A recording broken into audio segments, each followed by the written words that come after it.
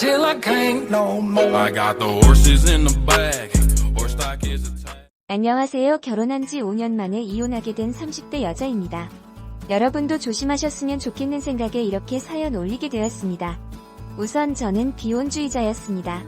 연애는 언제나 좋았지만 결혼이라는 무게를 견디기엔 제 일도 자유로운 삶도 포기할 수 없었기에 결혼을 한다는 생각은 정말 일도 해본 적이 없었습니다. 그러다 보니 실수가 될 만한 일은 절대 하지 않으려고 했어요. 원래부터 술도 좋아하지도 않았지만 술 자체를 안 마셨고 관계 시에는 항상 X임을 확실히 해왔습니다. 그러던 제가 결혼을 하게 되었어요. 비혼주의자인데 왜 그렇게 되었을까요? 1년을 사귀던 남자친구가 있었어요. 1년을 사귀면서 정말 LH 모든 걸 주어도 아깝지 않다고 생각할 만큼 저에게 하는 행동 하나하나에서 사랑이 느껴질 만큼 저를 아껴주었습니다. 하지만 그런 저희에게도 한 가지 문제는 있었는데 문제는 X돔이었죠. 저는 단 한 번도 하지 않았던 룰이었고 그것은 이 남자에게도 마찬가지였어요. 아이가 생기게 되면 그 책임을 가지고 결혼을 해야 한다 라는 생각을 가지고 있었기에 절대 허락하지 않았습니다. 제가 고양이를 2마리 집에서 기르면서 입양과 파양, 생명의 소중함과 책임감에 대해 항상 느껴온 부분이 있었기에 임신 자체를 안 하려고 노력을 해왔던 거죠. 그런데 문제가 된 날은 남자친구가 조금 취한 날이었습니다. 평소처럼 영화 보고 밥 먹고 했는데 그날따라 회사 일로 힘든 남친이 술 한잔하고 싶다고 하더라고요. 저는 솔직히 하지 않았지만 어차피 내가 먹는 것도 아니니까 저는 그냥 지켜볼 테니 마음 편히 마시라고 했어요. 술 친구 해준다고 그렇게 한 잔, 2잔 들어가리 통제가 안 되는 것이 보였습니다. 모텔로 갈 때는 오히려 제가 부축을 해서 갈 정도였으리 저도 그렇게까지 마신 남친을 본 적이 없었죠. 술 냄새가 진동을 해서 부축을 해오는 동안 몸의 냄새도 많이 배었고 해서 침대에 그를 높여두고 저는 바로 씻으러 갔습니다. 씻고 나오리오 앉아있더라고요. 취기가 남아있는 것 같았어요. 평소보다 좀 멍한 표정이었거든요. 그런데 갑자기 사랑한다고 몇 번이나 얘기하며 관계를 요구하는데 관계 자체를 거부해오진 않았기에 가만히 있었습니다. 그런데 그날은 그것을 피지 않고 그냥 하려고 해서 제가 온 힘을 다해 제지를 했는데 취한 사람이 무슨 힘이 그리 센지 반항 제대로 못해보고 강제로 관계를 맺게 되었고 저는 그날 임신이 되었습니다. 수년간 지켜온 것이 너무 허무하게 무너졌고 단 한 번으로 임신이 되었다는 사실이 믿겨지지 않아 몇 번이고 테스트기로 시도해보았으나 결과는 바뀌지 않았어요. 남친에 대한 분노가 끝없이 차올랐지만 그 남자 바로 진심 어린 사과와 함께 무릎을 꿇더군요. 정말 절대 용서할 수 없는 분노라고 생각했지만 그가 나에게 그동안 보여왔던 진심 가득한 사랑들과 행복했던 추억을 단 한 번의 실수와 맞바꾸기에 너무 아깝다고 생각이 되어 그를 용서하고 그와 결혼을 하게 되었습니다. 물론 더 이상의 아이는 가지지 않겠다는 조건하에요. 결혼 준비는 크게 할 것이 없었고 속도전으로 배가 나오기 전에 뭐든지 빠르게 잡고 빠르게 진행해서 결혼을 했어요. 아이러니하지만 비혼주의자였던 저지만 이왕 하는 결혼식이다 보니 최대한 예쁘고 멋지게 치르고 싶었지만 나중에 상황 좋아지면 그대 신혼여행 겸해서 멋진 추억 만들러 가자고 하면서 이야기를 하길래 수긍했어요. 그리고 지내본 신혼생활. 임신은 분명 몸에 큰 무리가 가고 하루에도 몇 번씩 변하는 기분을 느끼고 비혼을 꿈꾸던 저에겐 분명 엄청난 사건이었지만 막상 아이가 생기니 모성애라는 게 생기는지 아이에게 안 좋은 것은 안 먹고 혹시나 피해가 갈 만한 운동이나 행동들도 피했습니다.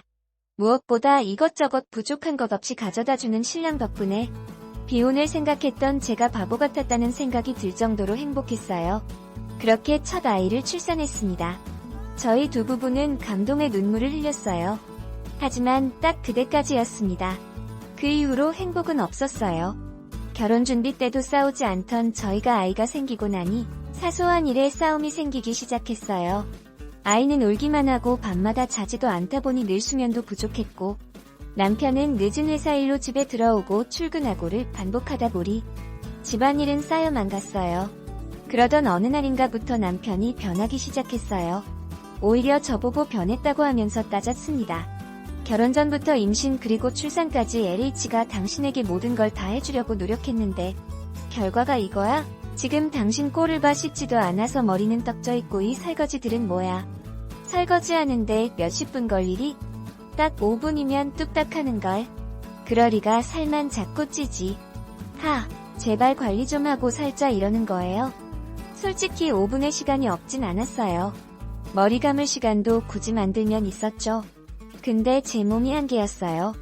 애초에 몸도 약했지만 아이 하나를 풀타임으로 케어하기엔 제가 너무 부족했었죠. 저도 따졌어요. 그래 말 잘했네. 5분밖에 안 걸리는 거 당신이 좀 해주던가. 난 애기 보느라 하루 종일 애기랑 누워있고 나도 달그락거리면 잠든 애기 기가봐 설거지도 못하겠어. 당신이 알긴 알아. 머리 오래 안 감냐고? 머리 감으면 뭐해 애기 달래고 울면 또 재우느라 같이 눕고. 그리고 됐다. 당신이야말로 변했네. 누가 누구 보고 변했다는 거야? 제 말에 남편은 굳이 대답도 하지 않았어요. 미간을 찌푸리더니 그냥 출근했어요. 그날부터 우리는 대화도 하지 않았습니다. 생각해보니 출산 후에 단 한 번도 관계를 가지지 않았네요. 그렇게 버티며 아이를 케어하고 있었는데 정말 믿을 수 없는 사건이 생겼습니다. 은행 업무를 보려는데 신혼집 오면서 새로 산 노트북에 공인인증서가 없어서 앞으로 일 볼 때마다 쓰려고 남편 공인인증서를 옮겨두려고 폰을 가져왔어요. 한참 작업을 하고 있는데 폰에서 낯선 메신저가 떴습니다. 카톡처럼 모양은 비슷했지만 카톡은 아니었어요. 스팸이라고 하기엔 너무 메신저처럼 생긴 그 어플. 왜 굳이 카톡이 아니고 다른 메신저를 쓰는지 궁금해서 메신저를 열어보았습니다. 근데 무슨 여자 이름으로 이렇게 친구가 많은 건지. 근데 하나같이 대화창을 열면 대화창은 아무것도 없었어요. 카톡 대화창은 한 번을 안 지워서 미어터지는데 그놈의 메신저는 하나같이 친구는 많은데 대화창은 텅텅 비어 있었습니다. 느낌이 쎄하지 않나요? 저는 직감했어요. 이놈 이거 바람피는구나 하고요. 지금 대화를 걸은 여자의 이름을 잘 기억해두고 제 폰을 THLH서 같은 어플을 깔고 친구 추가를 해서 그 여자의 이름으로 저장해 두었습니다. 물론 그 여자는 차단하고 삭제해버렸어요. 이미 공인인증서는 안중에도 없었기에 노트북은 그냥 닫아버리고 그 여자인 척 메시지가 오기를 기다렸어요. 아니나 다를까 남편이 채팅을 걸어왔습니다. 분명 일하는 시간인데 톡이 왔어요. 그 여자 인척 채팅을 이어갔습니다. 실수하지 않으려고 말은 최대한 아끼고 대답만 열심히 했죠. 이야기 듣자 하니 랜덤 채팅으로 만난 여자인 것 같았습니다. 근데 이놈 이거 아주 능숙하게 아닌 척하면서 자꾸 음란한 말을 하고 분위기를 그런 쪽으로 끌고 가는 거 있죠? 제대로 덜미 잡은 것 같아서 그가 하자는 대로 다 오케이 했습니다. 그리고 그와 만나는 날짜를 잡았어요. 아주 제대로 속여서 제대로 망신 줄 이벤트를 생각했어요. 하지만 그날 저는 그 자리에 나가지 못했습니다. 아이 때문에요. 친정엄마한테 맡기려고 했으나 그날따라 일이 바쁘셔가지고 제대로 덜미 잡아서 부셔버리려고 했는데 결국은 못 나갔습니다. 사실 아이 H침에 육아에 지치다 보니 제대로 캐낼 의욕도 사라져가고 그냥 만나는 건 아니고 남편한테 이 사실을 말하고 이런 거 다신 못하게 참기를 취하겠다고 생각을 했어요. 그때까지는 그냥 가볍게 만나는 것인 줄 알았으리트가요. 랜덤 채팅도 있나요 해보진 않았지만 그냥 얼굴 모른 채 대화하는 뒤 그런 거잖아요. 진짜 가볍게 알았어요. 그런데 남편한테 톡이 오네요. 왜 안 나왔냐면서 제대로 홍콩 보내주려고 그랬는데 이렇게 말하면서 무턱대고 날라오는 사진. LH가 아는 그의 나치 사진이었어요. 하늘이 핑 돌았습니다. 정말 용서할 수 없었어요. 자랑인 양 떠들어 대면서 사진을 보낸 그에게 전 아무런 답장도 하지 않았어요. 집에서 조용히 그를 기다렸어요. 물어보고 싶은 게 너무 많았어요. 그리고 집에 들어온 그에게 폰 사진을 내밀며 자초지종을 이야기했습니다. 긴 이야기도 필요 없었습니다. 남편은 바로 빌었어요. 다시는 절대 안 그러겠다며 제발 용서해달라고 빌었습니다. 미쳤었다고요? 정말 흔히 아는 그런 바람 이야기. 나에게도 이런 일이 생길 것이라 예상도 못하고 지냈기에 충격은 정말 컸습니다. 용서라. 그런데 어쩌죠? 지금 이 사건 때문에 나 자신도 미쳐 버릴 것 같거든요. 앞에서 참아왔던 원치 않게 된 임신 상황까지 생각나면서 정말 모든 것이 화가 났습니다. 남편은 빌고 또 빌었고 저는 더 쏘아붙이고 싶었지만 아이가 울었어요. 참 많이. 저는 꼴도 보기 싫을 아이엇 오늘은 시댁 가서 자고 LH 이야기하자고 하고 글을 보냈습니다. 그리고 아이를 재우고 시어머니한테 전화가 오더라고요. 전화 받았죠. 아니 근데 무슨 얘기를 들은 건지.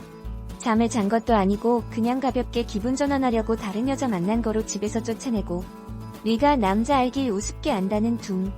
저기요 어머니. 아드님이 다른 여자한테 어떤 사진 보내는지 똑똑히 보시죠. 저는 시부모님한테 남편이 보냈던 누드 사진을 보냈습니다. 그 메시지를 이후로 단 한마디 답장도 없습니다. 기분은 좋지 않았지만 속은 후련했어요.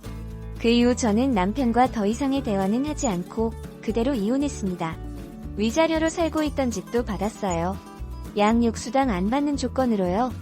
솔직히 마음 같아선 가진 거 다 털어가고 싶은 정도로 분노가 치밀었지만 그냥 더 얘기하기도 싫었고 얼굴 보기 싫었으니 이게 더 마음이 편했어요.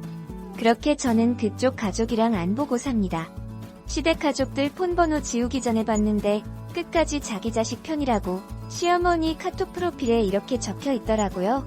미꾸라지 하나가 물 다 흐린다 이렇게요. 아마 그 미꾸라지 저겠죠?